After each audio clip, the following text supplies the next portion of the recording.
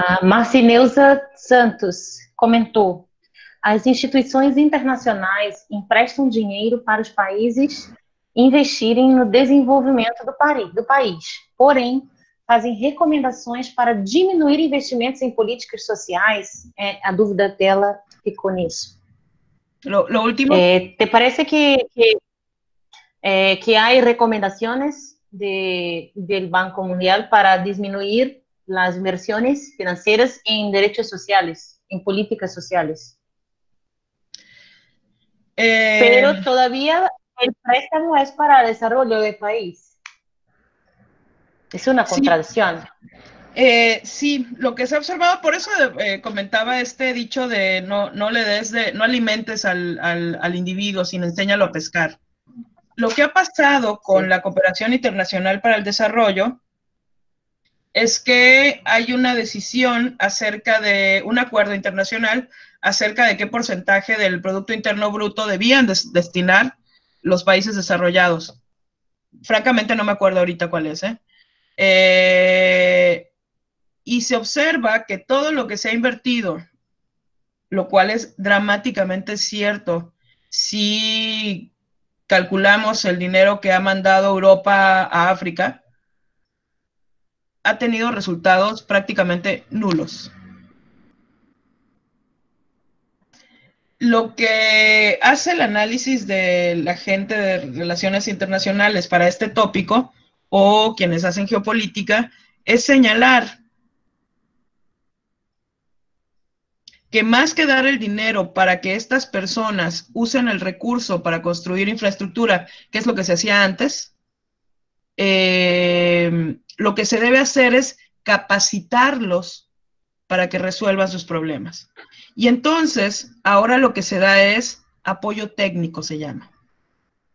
Este apoyo técnico consiste en darles cursos, capacitación acerca de el uso, análisis de problemas, evaluación, monitoreo, diseño de proyectos, gestión de proyectos. Por eso todos estamos embarcados en esta época en diseñar, promover, gestionar, administrar, monitorear y evaluar proyectos. En eso nos la llevamos. Porque esa es la política internacional de la cooperación para el desarrollo en términos contemporáneos. La expectativa es que nos dejen de alimentar para enseñarnos a cultivar nuestra propia comida. Suena agresivo, yo sé lo que estoy diciendo. Pero digamos que esa es la expectativa. Y lo que vamos a encontrar es una modificación de una reevaluación de qué es el Estado. Más o menos, si no mal recuerdo el libro, debe de ser de 2000. Vamos a encontrar en Francis Fukuyama, lo estoy anotando acá. Vamos a encontrar en Francis Fukuyama, que es uno de los ideólogos o teóricos de este consenso de Washington y eventualmente de la trilateral, vamos a encontrar una reconsideración acerca de qué es el Estado. En este texto, La construcción del Estado, Francis Fukuyama usa una expresión que llamativa por su agresividad y su claridad, su nitidez. Algo así, no la recuerdo con precisión, pero dice Francis Fukuyama que lo que hay que pensar ahora es cómo incentivar la efectividad de los estados débiles o fallidos para evitar que se vuelvan una amenaza para Estados Unidos y Europa. Una amenaza debida a su capacidad de engendrar grupos terroristas y pandemias globales. Eso significó, con eso no me acuerdo en qué parte del libro está, creo que al final. Y entonces da sus recomendaciones, Francis Fukuyama, acerca de cómo debe de construirse el Estado. Y ahora lo que dice Fukuyama es, el Estado no debe de estar tan contraído como habíamos dicho antes. Hay que darle fortaleza al Estado. Y esa fortaleza al Estado, como bien sostenía en alguna parte Danilo Solo, se vuelve una política penal, una tendencia a la protección de la seguridad y de la propiedad privada. Los dos elementos centrales del derecho desde la perspectiva liberal, ¿no? Que son la vida y la propiedad privada. ¿Para qué está el Estado? ¿En qué se tiene que fortalecer entonces el Estado? En la protección de la propiedad privada y en la protección de la seguridad. Y eso significa reforzar las estructuras de castigo, endurecerlas, para que haya mayor efectividad del Estado, es decir, para que la gente le obedezca al Estado, porque lo que pasa en estados como Ruanda, que se volvió un peligro para el Congo, que lo sigue siendo, o Uganda, que prácticamente disputa los territorios fronterizos con el Congo y con Ruanda a la vez, es que el gobierno ugandés no puede controlar sus grupos paramilitares. No puede controlar a esos señores de la guerra y además parece que lo subsidia con tal de robar un poco de oro, diamantes o este otro metal que se usa para, esta otra aleación de metales que se usa para las computadoras.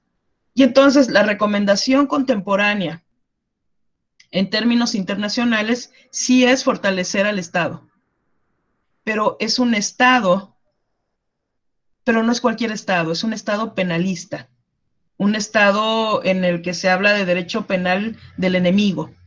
Y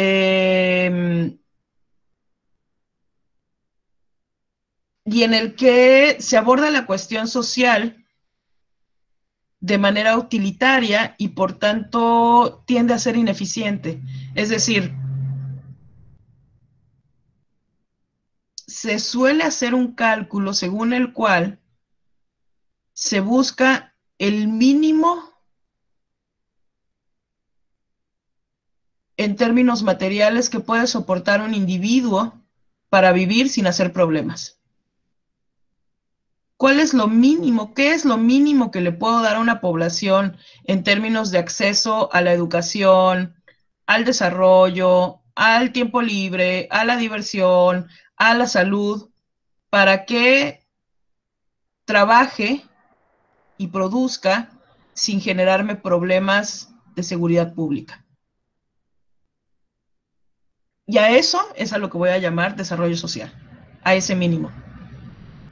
No espero su plenitud, espero que estén tranquilos. Ese es el detallito en la interpretación acerca de en dónde estaría el desarrollo social y si el desarrollo, y eso es algo que tenemos que preguntarnos en términos de ciencia, en términos de con la intención de hacer ciencia de esto, es preguntarnos hasta dónde llegan las capacidades del Estado, las capacidades reales de satisfacer necesidades reales materiales, hasta dónde le alcanza al Estado. Y qué tanto le podemos pedir al Estado. Y si no, eventualmente tendríamos que diseñar nosotros, nos toca pensar una nueva forma de Estado. Quizá no el Estado intervencionista que había tenido más o menos América Latina más alrededor del 1980, pero tampoco un Estado penalista como el que parece que vamos desarrollando de manera cada vez más consistente. No digo que estemos en América Latina precisamente en estados penalistas, pero sí veo que hay cierta tendencia.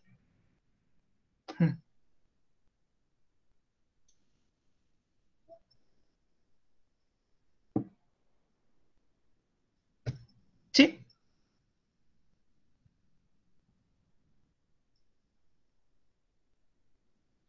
Ahora ya no los escucho, ¿eh? ¿Se me escucha? Ya. Vale. Paulo Pereira, professora Violeta. Não apenas em ditaduras militares, mas em casos como na Venezuela, durante o segundo governo de Carlos Andrés Pérez, que tinha elementos autoritários, como o caso da repressão do Caracazo, por exemplo. Sí, vamos a encontrar una cosa que a mí me sorprende ya estudiando regímenes políticos y cambios en sistemas políticos, es cómo esta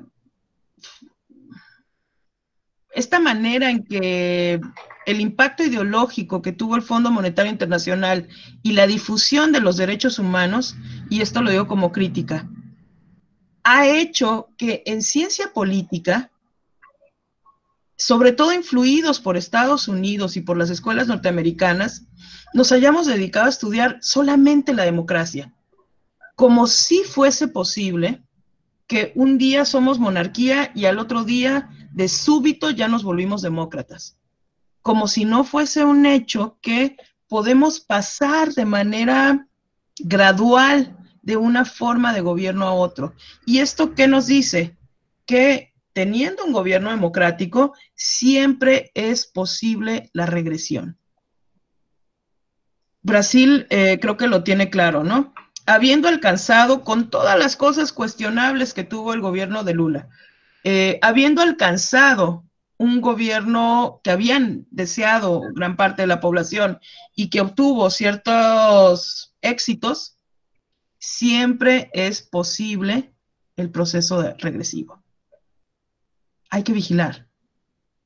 Pero, estando en una condición regresiva, también es posible ir hacia adelante. A lo que me refiero es, los regímenes políticos son como una gama de colores.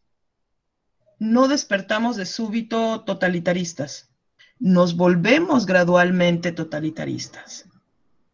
Vamos haciendo cosas, vamos introduciendo modificaciones en la ley, cambios constitucionales, modificando estructuras administrativas, creyendo que lo administrativo no toca al dogma jurídico que subyace a una forma de gobierno, creyendo que el mundo está disasociado o atomizado. Vamos avanzando hacia algún punto. Los procesos contrademocráticos son perfectamente paralelos y pueden ocurrir al mismo tiempo que los procesos democráticos. La sumatoria de fuerzas es la que nos dirá en qué punto nos encontramos. No necesitamos llegar a la dictadura para decir que no hay democracia. Y no necesita ser propiamente dictadura militar. Lo que vamos a observar es que conviven varios elementos de distinta naturaleza y van jalando a una sociedad a una cierta condición y van construyendo un tipo de Estado, le van dando cierta coloratura al Estado que lo hace o más democrático o menos democrático. Y cuando todas estas fuerzas se desequilibran y tienden hacia un solo punto, podemos llegar a condiciones de dictadura, ahí sí. Pero esa dictadura no es súbita. Claro que lo súbito sería aprovechar la coyuntura política de ausencia de poder, pero esa ausencia de poder fue preparada. No sucede de un día a otro. Vale. Así es. Bueno, o Paulo Pereira comentou sobre um livro, Chutando a Escada, de, acho que é A. John Chang, né? Nessa obra, o autor discutirá o processo de desenvolvimento econômico com o fortalecimento das instituições democráticas e questões de direitos em países de diferentes regiões do mundo. A Patrícia comentou que já pesquisou o livro, que realmente é legal, uma indicação para vocês, pessoal. Anotem quem trabalha com as temáticas de democracia. A Marcineuza está pedindo para você aclarar um pouco sobre a questão da democracia em si. E aí eu acho que ela pergunta aqui embaixo, né? Os critérios democráticos se identificam com os direitos humanos, é isso? E essa identificação são os direitos civis, políticos e sociais. E mais lá embaixo ela fala, professora, eu posso dizer que não existe democracia se não houver direitos humanos? Então, acho que as três perguntas se conectam sobre a questão da democracia, de fato, como ela se consolida, se é necessário a relação da democracia com os direitos humanos e se tem relação mais íntima com direitos civis e políticos, que são direitos individuais, né? Acho que tem uma relação com isso. Sí. Definitivamente hay una carga normativa o prescriptiva cuando uno intenta definir democracia. Tenemos en ciencia política más o menos dos grupos o dos perspectivas para definir democracia. Una sería la parte procedimental o procesal, que nos dice prácticamente que consiste en procesos electorales y que se puede calificar a partir de la precisión y el respeto a las voluntades de esos procesos electorales. Y entonces la democracia quedaría de alguna manera garantizada por el diseño administrativo. Eso es lo que llamamos ingeniería electoral. Por eso se ha vuelto tan importante la ingeniería electoral o el rediseño institucional o la reingeniería del Estado y ese tipo de perspectivas. Y luego tenemos otra visión de la democracia que proviene de una tradición más europea. Esta sería la norteamericana o anglosajona en general, porque comparte con la inglesa. Y luego está la otra tradición que es la europea, que diría que hay una dimensión sustancial de la democracia, y esta tiene que ver con la sociedad que deseamos llegar a ser. Por supuesto que a estas dos opciones o estas dos perspectivas de qué sea la democracia, les falta una perspectiva de colonial. Y esa es la que probablemente, quizá no en el pensamiento de colonial clásico, pero quizá es la que tendríamos que agregar nosotros como latinoamericanos.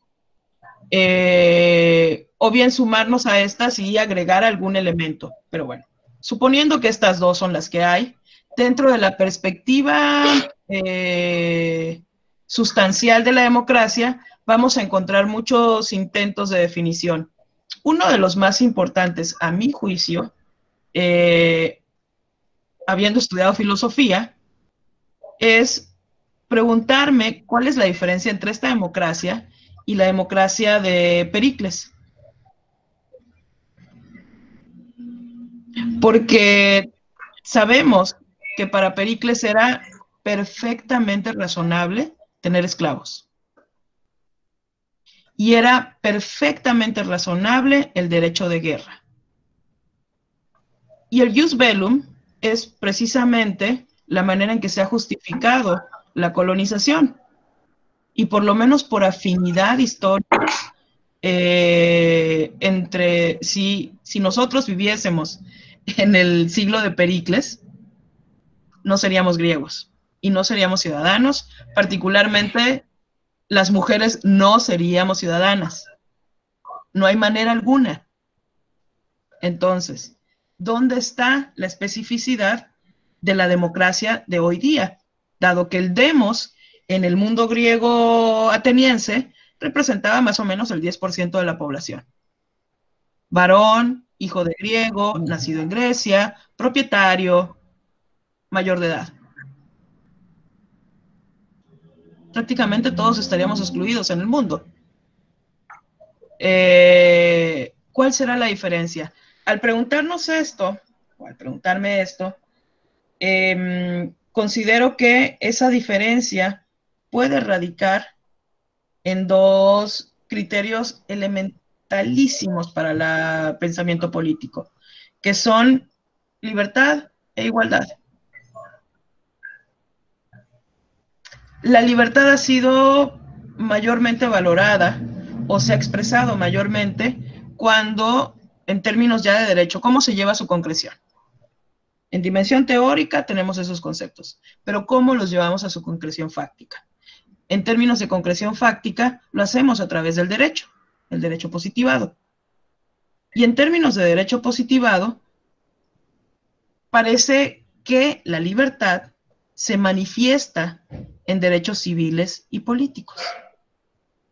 Mientras que la igualdad parece que se manifiesta en los derechos económicos, sociales, ambientales y culturales.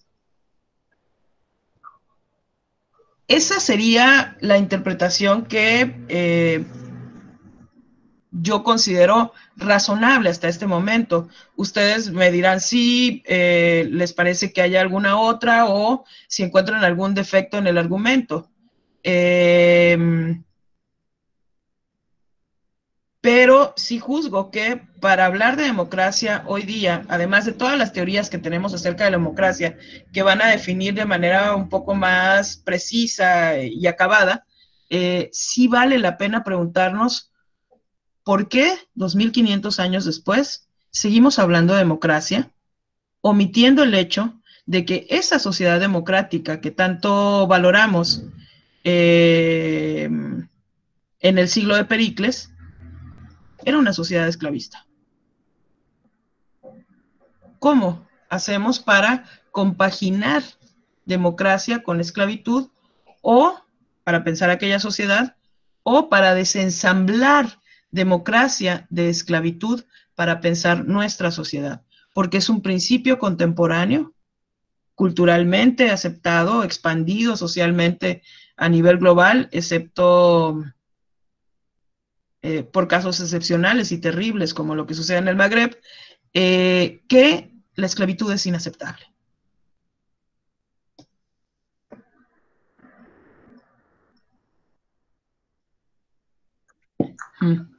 Allí es donde... Gracias, Yolita. Que no logré escuchar.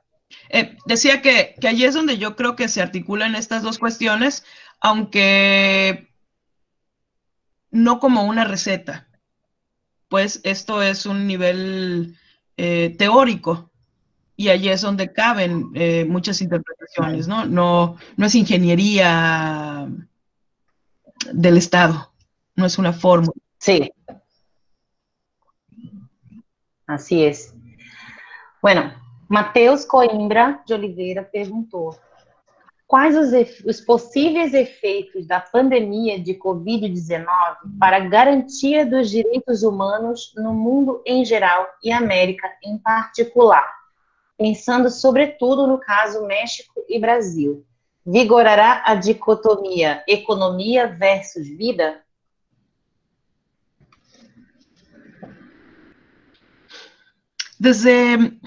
Es difícil pensarlo ahora porque está sucediendo apenas, ¿no? Pero desde hace tiempo veíamos con estas corrientes sociológicas que hablan del análisis de riesgo, por ejemplo, lo que hizo Ulrich Beck cuando habla de la sociedad del riesgo, cómo esta penalización de las políticas estatales tiende a privilegiar la protección de la vida y de la propiedad privada y genera sociedades o promueve sociedades en las que los individuos estén dispuestos a ceder su libertad a cambio de seguridad. Eso, para algunos sociólogos sobre todo, ha modificado la manera en que se comportan las sociedades europeas. No aplica para América Latina, pero sí ha sido una tendencia para ellos, y en tanto que somos estados coloniales, se ha transferido a América Latina. Probablemente si se nos hubiese preguntado si estamos dispuestos a ceder nuestra libertad a cambio de seguridad pública, no habríamos dicho que sí. Pero de todos modos se ha hecho. Y entonces tenemos estados que invierten más en seguridad pública que en otras áreas estratégicas estatales. Ahora, lo que estamos viendo con esta pandemia es que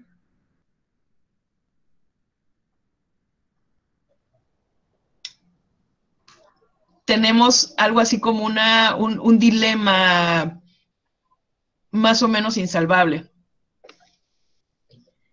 Los estados americanos ya estábamos en crisis económica. Parece que así nacimos, así crecimos, desarrollamos y parece que así viviremos siempre.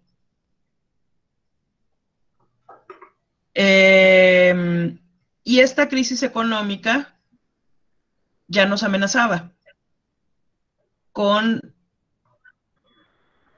agravar nuestras condiciones de vida. Pero ahora tenemos una amenaza para nuestras vidas y esta es biológica. Esta dicotomía es, si no trabajo, si no estimulo la economía, no habrá recursos para sostener la vida. Pero si salgo a estimular la vida económica, no habrá recursos biológicos para sostener la vida. ¿Qué está pasando de manera generalizada en América Latina? Y me refiero a estos pequeños cambios y pequeñas decisiones que van tomando los gobiernos, que los van volviendo o más democráticos o menos democráticos. Pues parece que muchos están aprovechando la circunstancia para comportarse de manera más autoritaria cada vez. Vemos, por ejemplo, el caso que a mí me parece dramático es el de El Salvador con el presidente Bukele. Por supuesto que era una circunstancia muy difícil la que vivía El Salvador ya con las maras, con las pandillas. Pero aprovechar este momento para dictar la legitimidad del uso de la fuerza letal acerca más a ese país a una condición autoritaria. Sí se necesitaba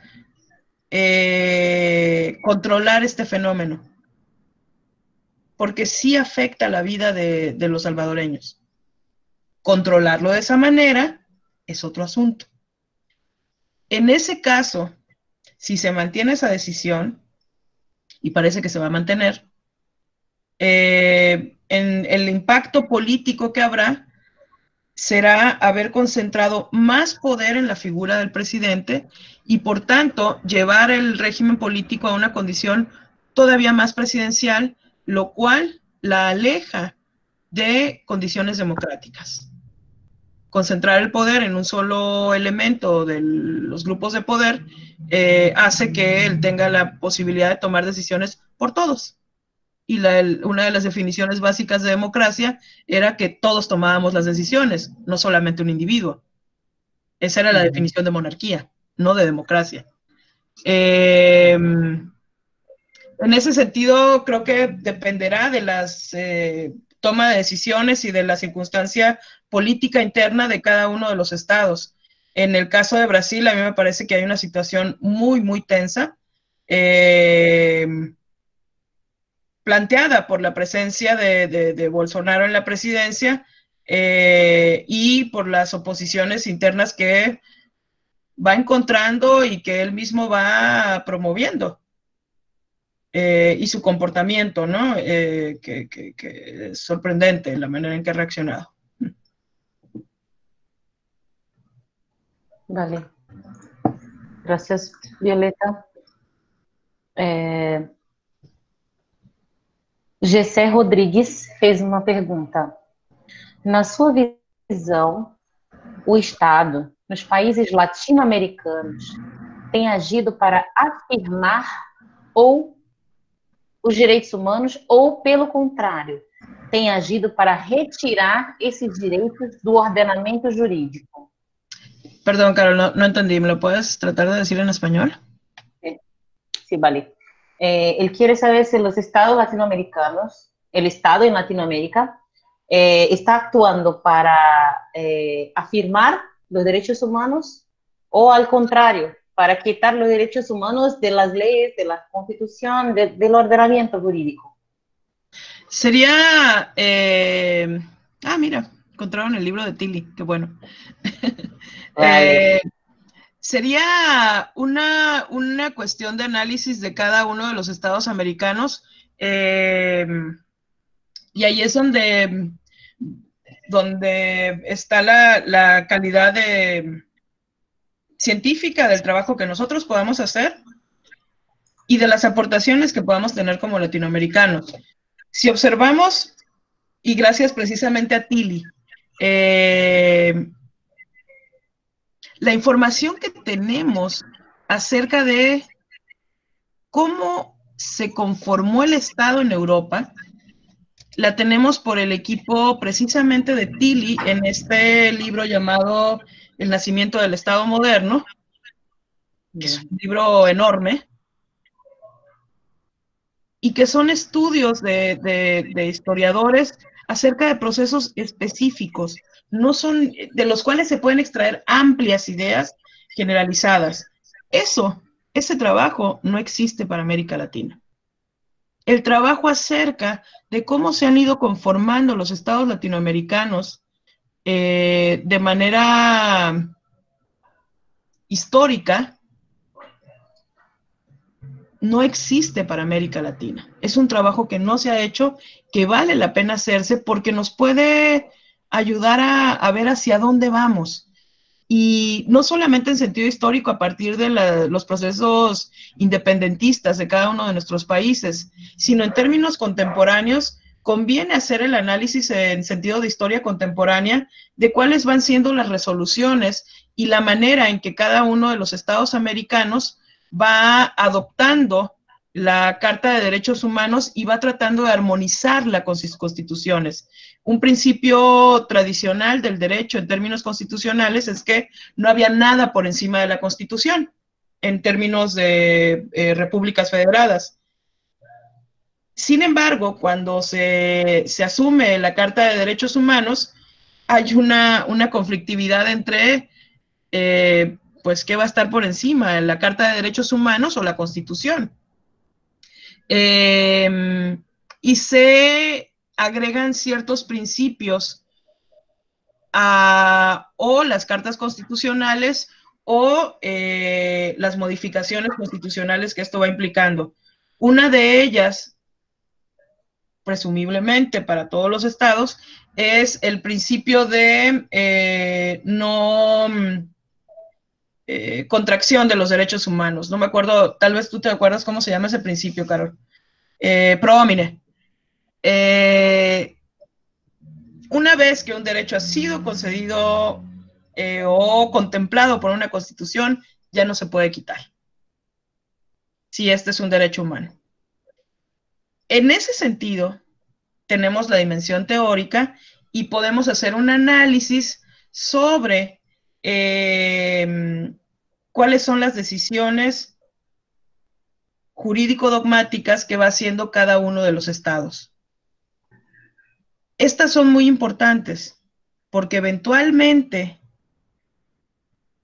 si llegase a haber un conflicto, un golpe de poder, eso será lo que pueda salvarnos un poco.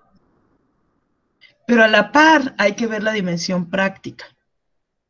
Es decir, existiendo estas decisiones, en la práctica, ¿qué tanto cada uno de los estados nacionales y después cada uno de los elementos internos a esos estados, las divisiones sociopolíticas que existan como regiones, como se llama en cada caso, han armonizado sus propios instrumentos y han hecho efectivos esos derechos a través de las instancias, los procesos, el personal, los protocolos, las actuaciones, los dictámenes, los edictos, han hecho efectivos esos derechos. Y entonces tenemos las dos dimensiones, la dimensión dogmática, qué tanto ha ocurrido, y la dimensión práctica.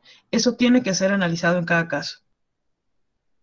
Así es como sabremos algún día qué clase de estados son en los que vivimos. Tenemos mucho desconocimiento del Estado en América Latina, sobre nuestros orígenes, sobre nuestra tradición y sobre a dónde vamos. Vale. Abraão, ao longo do texto, o autor salientou que a globalização é um processo para os direitos humanos, é um problema para os direitos humanos, perdão, sobretudo com as guerras e o terrorismo. Contudo, a guerra e a disputa pela hegemonia mundial sempre foi uma constante histórica. Portanto, não se estaria falando de um mesmo problema, só que com uma outra roupagem proporcionada pela tecnologia, talvez ligado com o estado de natureza hobbesiano, ou mesmo a questão da luta de classes? Sí, hay una posibilidad de observarlo de esa manera y no me parece equivocada. Solamente que hay que recordar que para el análisis cuando hacemos análisis político, así sea de teoría, historia política, mientras más elementos integremos a nuestro análisis, probablemente tengamos una visión más completa del fenómeno. Nunca vamos a tener la información plena porque no somos omnisapientes. Pero una de las características, y ahí ya en sentido epocal, de la modernidad es no solamente el nacimiento de la ciencia moderna y el cambio epistémico que eso supone, que en sentido político tiene que ver con el proceso de secularización, pero en sentido científico estamos hablando de un cambio epistémico acerca de la manera en que justificamos decir que algo es conocimiento. Este cambio epistémico para la ciencia moderna, que no es lo mismo que la ciencia medieval, adquiere una velocidad mayor con los procesos de tecnificación.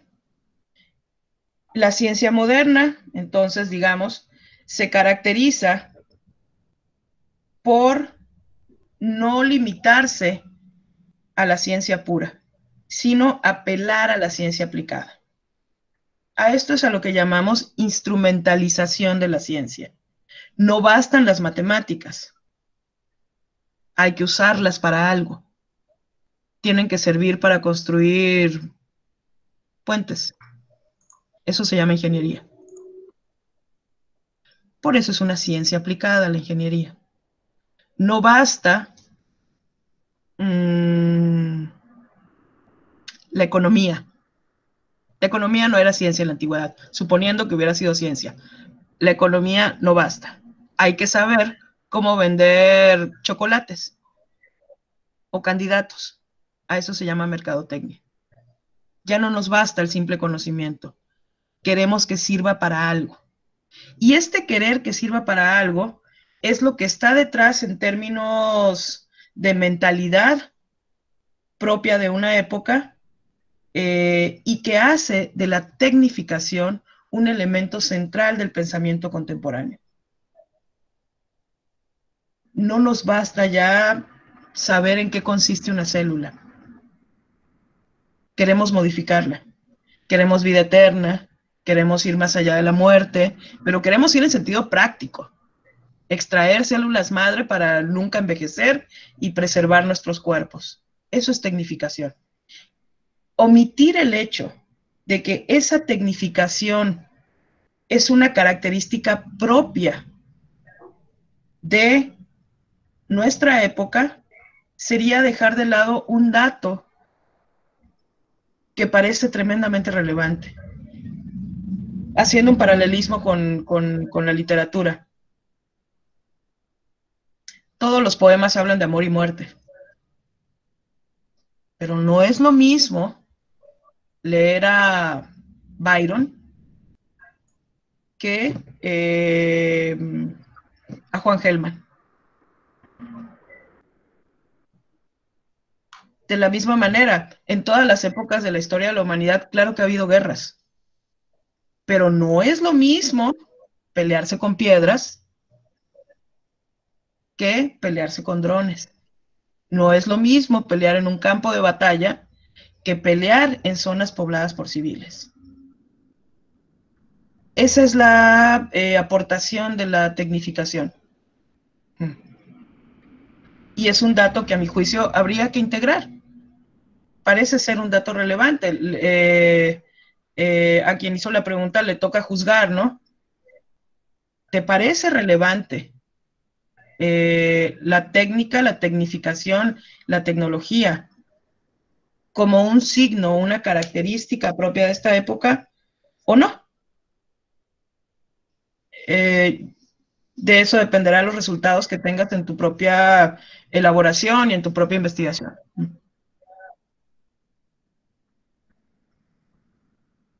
Sí. Vale. Josélia Barbosa Nogueira. Mi mamá, Violeta. Hola. Podemos afirmar que o mercado e o Estado seguem nos países da América Latina sentidos contrários aos interesses dos direitos humanos?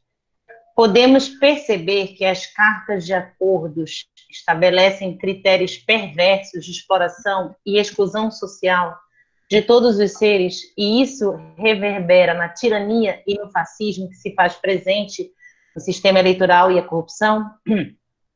Vivemos uma pandemia e um pandemônio que nos separa da democracia. E onde fica a proteção à vida?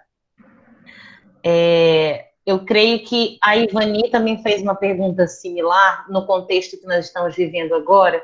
Eu vou ler junto para você responder de uma vez. Pode ser, Violeta? Essas últimas palavras não las entendi. Então, puedo leer más de una pregunta y después puedes contestarlas. Sí, sí. Juntas, ¿está bien? Sí, sí. A Ivani falou: a pandemia Covid-19 irá implicar em novas condicionalidades do Banco Mundial e o FMI, bem como a implicação nesse contexto da atual feição da comunidade europeia?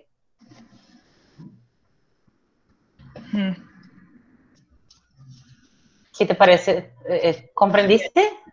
Creo que sí. Vale. Lo primero es que elegí el texto de Danilo Solo porque es muy crítico Danilo Solo con los derechos humanos. De verdad lo recomiendo mucho. Tiene este libro llamado Cosmópolis y dirigía hasta hace un poco tiempo una revista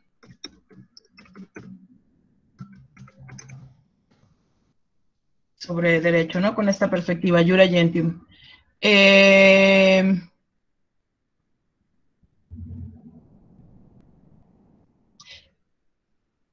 Es difícil,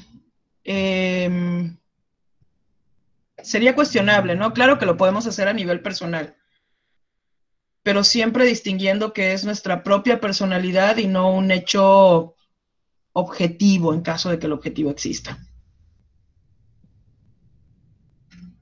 Adjudicarnos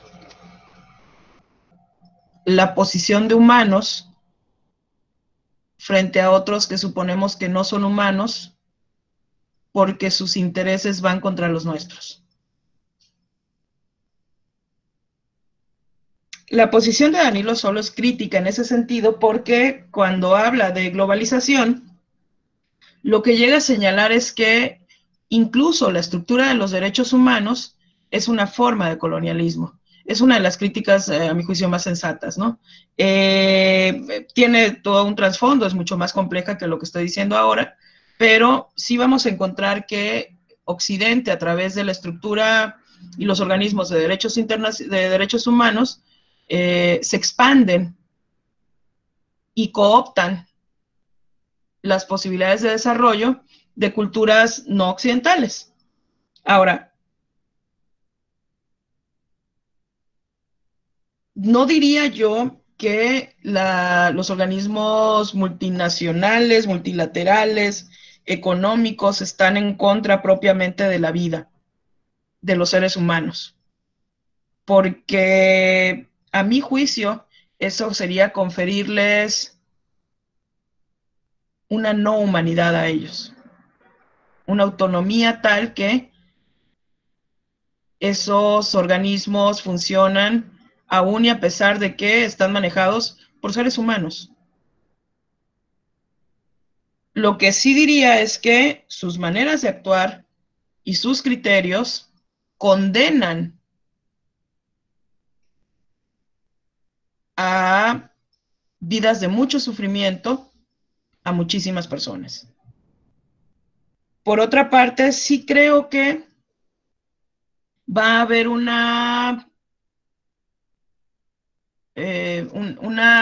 fortalecimiento de esto que les comentaba, que ya recomendaba Fukuyama en el 2000, que es fortalecer a los estados débiles. Prácticamente Fukuyama se inventa el uso de estado débil y estado fallido, de esos conceptos. Promover un fortalecimiento de los estados para que dejen de ser una amenaza en términos de terrorismo y de pandemia. Ya lo veíamos en sentido global con lo que sucedió con el ébola, que ha perdido un poco de atención a pesar de que se han detectado casos de muerte recientemente de ébola y rebrote, ¿no? Pero sí supongo que habrá una reconsideración acerca de cómo deben de ser administrados los sistemas de salud. Y eso ya lo veíamos desde la presidencia de Obama, ¿no? Las razones, si revisamos sus discursos acerca de por qué era tan enfático en la importancia del Obamacare, este sistema de salud, precisamente decía que era un sistema de salud preventivo para procesos pandémicos. Y precisamente esto se encuentra en la raíz de su política de cooperación internacional para el desarrollo, es una parte importante. Creo que esta dimensión se va a recuperar. Lamentablemente tendrá la cara de intervencionismo que suelen tener estas políticas. Nos tocará a los países intervenidos tener una reacción un poco más sólida y contundente en la medida de nuestras posibilidades, porque hay algunos estados que están siendo gobernados por personas poco preservadoras de la autonomía de los estados. Sí. Vale. A ver. Ivani Vieira pergunta: Professora Violeta, peço que comente sobre os novos arranjos dos organismos internacionais, Banco Mundial e FMI, para uma democracia no século XXI. Organismos como ONU, PNUD, propõem revolucionar as métricas do desenvolvimento humano. Sí.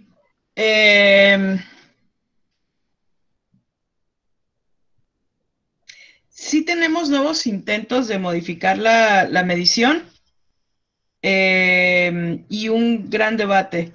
Sin embargo, por lo pronto, los indicadores que se siguen usando y que en muchos casos tampoco me parecen tan mal porque hay que aceptar en cierta medida la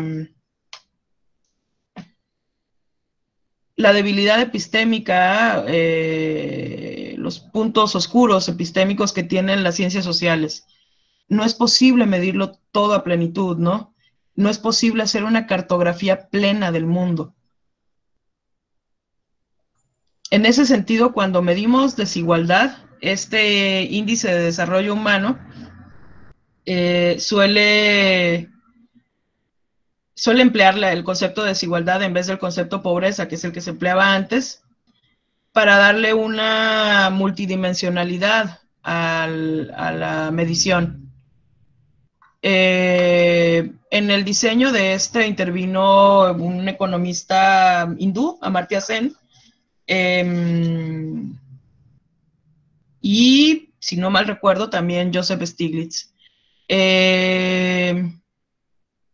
Y vamos a encontrar en esa medición que hay una valoración no solamente del ingreso monetario, sino de un desarrollo de indicadores que tienen que ver con derechos sociales, económicos, ambientales, etcétera. Y entonces, ahora lo que se hace es medir acceso al agua potable, acceso a un sistema de salud, el tipo de suelo que hay en las casas cuando hacemos trabajo sociodemográfico, ¿no?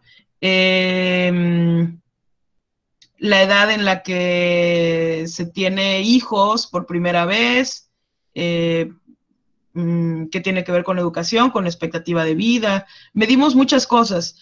Todas estas variables tratan de integrarse, pero es una sumatoria compleja la que se va generando. Y entonces tenemos este índice de desarrollo humano como un indicador multidimensional de cuál es la situación de ese estado.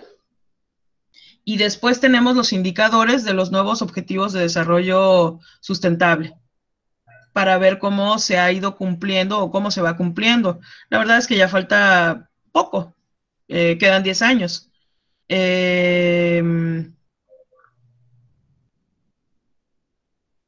No creo que vaya a suceder muy pronto que se cambien las mediciones, porque eso haría incompatible en este momento la evaluación que vaya a tener PNUD, ONU, etcétera.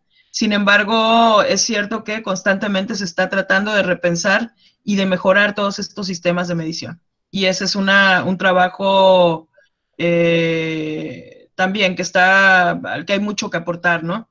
Cómo se mide un sistema, por ejemplo, en términos de seguridad. Cómo se mide seguridad humana en vez de seguridad pública, que es la nueva perspectiva, ¿no? Nueva entre comillas. Sí. Vale. Diego Osoegawa. Dentre os objetivos do Banco Mundial está listado a atenção ao meio ambiente, a inclusão social e a redução da pobreza.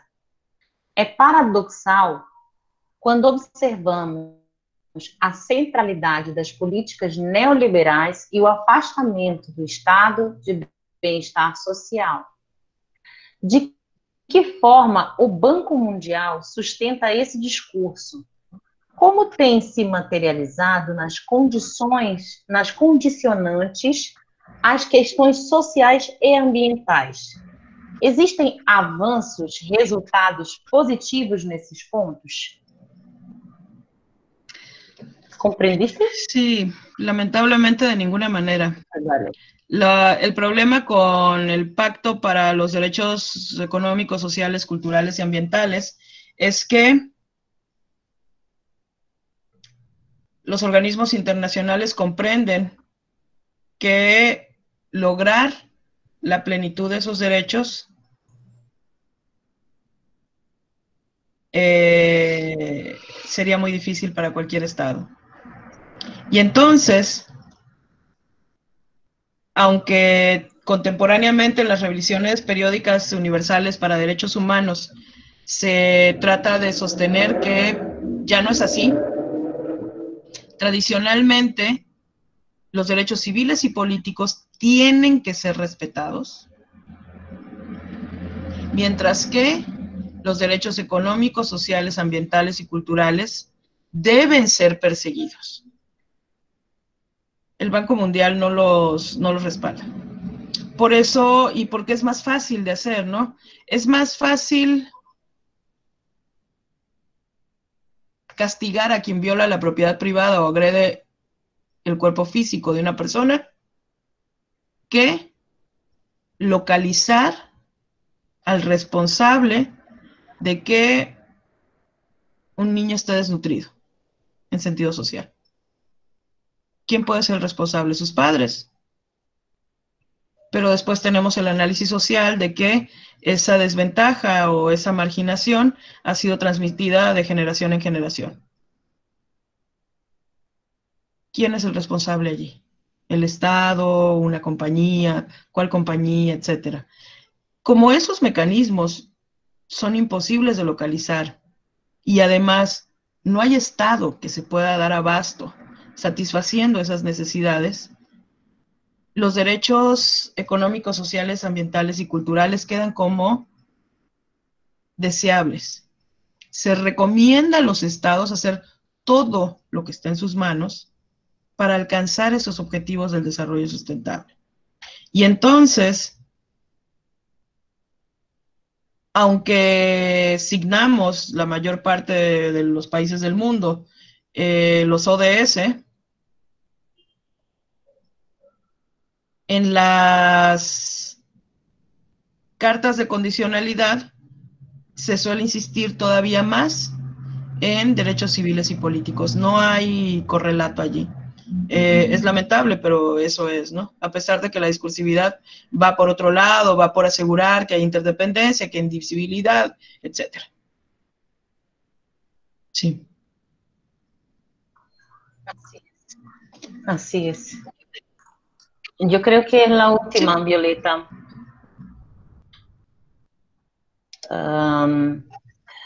Professora Violeta, peço que comente, é da Larissa Marques. Peço que comente sobre a Agenda 2030. Estamos preparados para colocar em prática diante do cenário que estamos passando?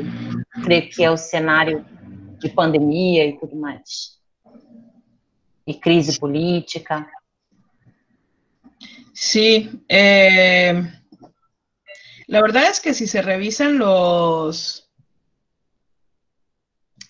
ya ven que vienen en la Agenda 2030 están las metas y luego hay una serie de indicadores con los que se va a verificar la efectividad de cada meta. Lo que vamos a encontrar allí, a mi juicio, es como un cierto truco en el que podemos poner atención nosotros como estudiosos. Que es la manera, y por eso les decía hace rato, la estadística se puede usar para todo. No dudo que cuando se haga la evaluación 2030, cuando se entreguen los resultados, se haga esta medición global, etcétera, se diga que hemos alcanzado algo así como el 75% de los objetivos. Y que en ese mismo momento siga siendo cierto que el 0.8% de la población tiene el 90% de la riqueza. Estas dos cosas van a ser compatibles a mi juicio.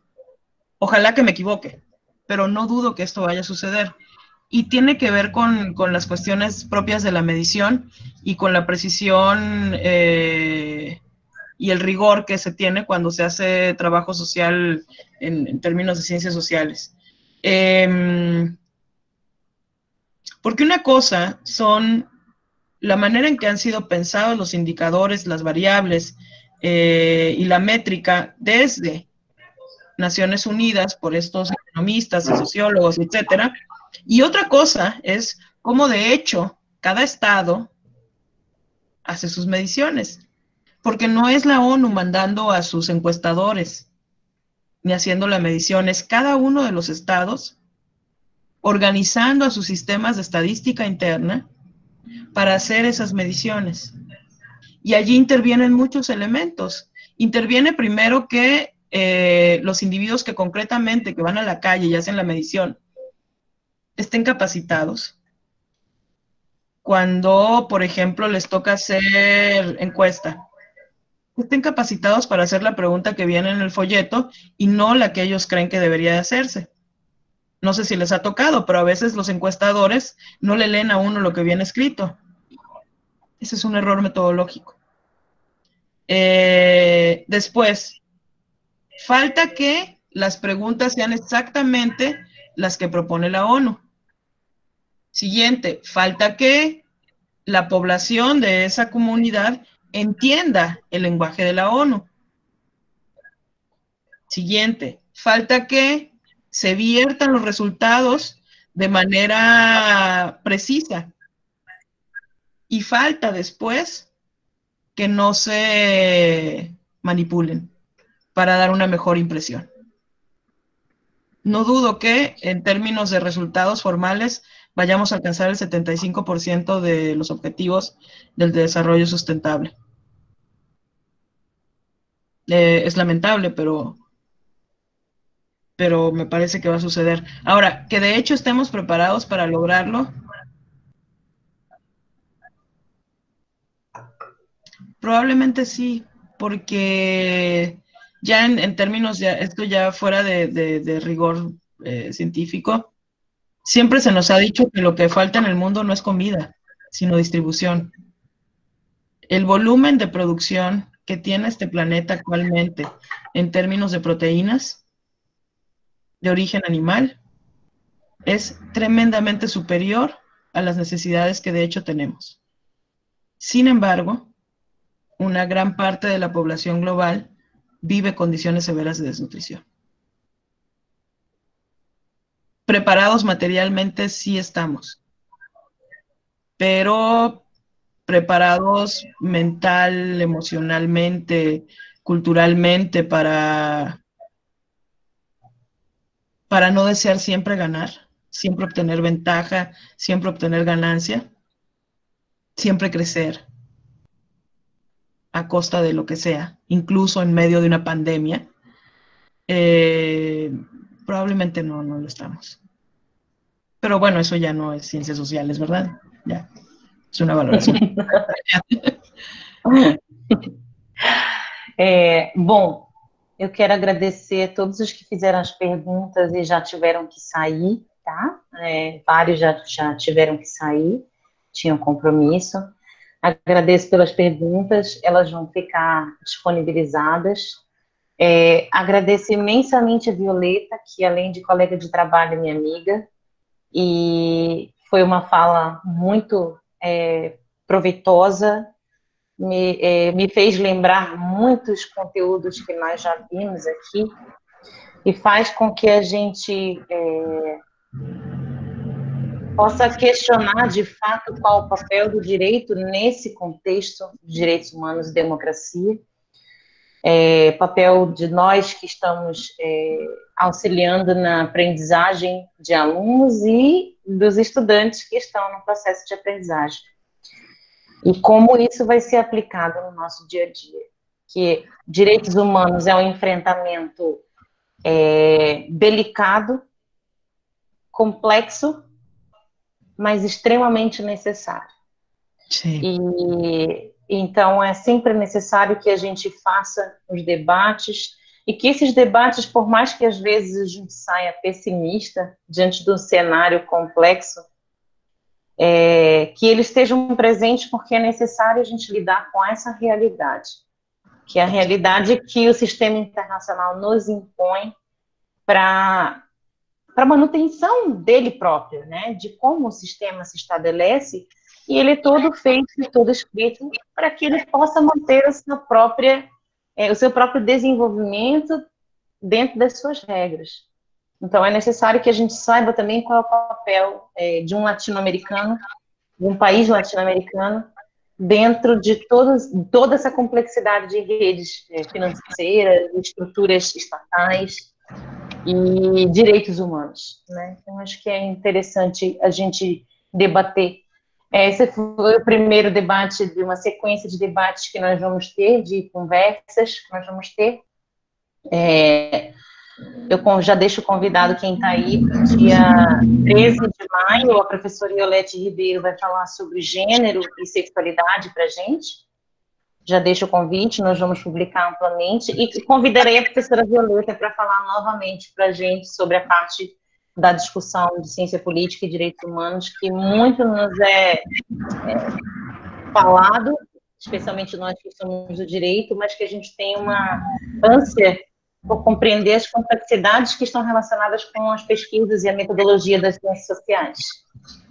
Muito obrigada, Violeta, muchísimas gracias por todo, hermana.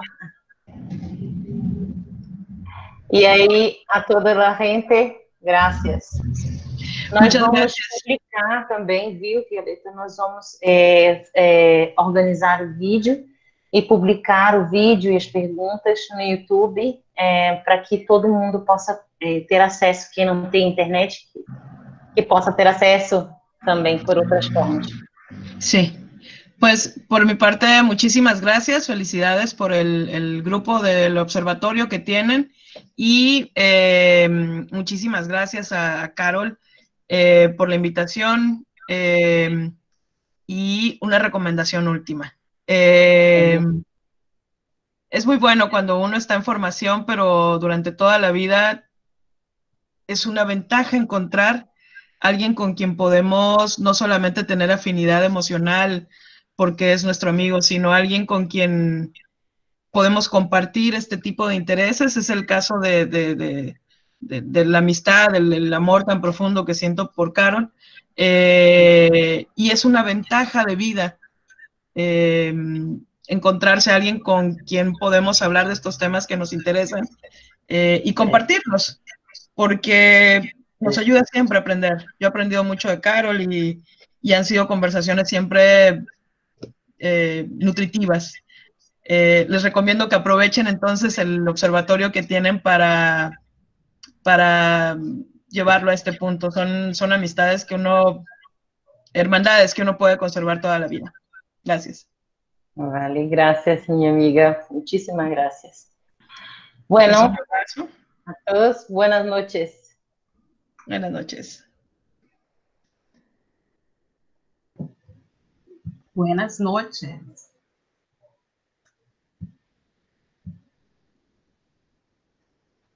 Obrigada, gente. Muito obrigada. Foi muito bom compartilhar com vocês esse momento. Faremos outras vezes. Foi uma experiência positiva. Vamos aprendendo com as nossas dificuldades de comunicação e melhorando sempre os nossos instrumentos, né?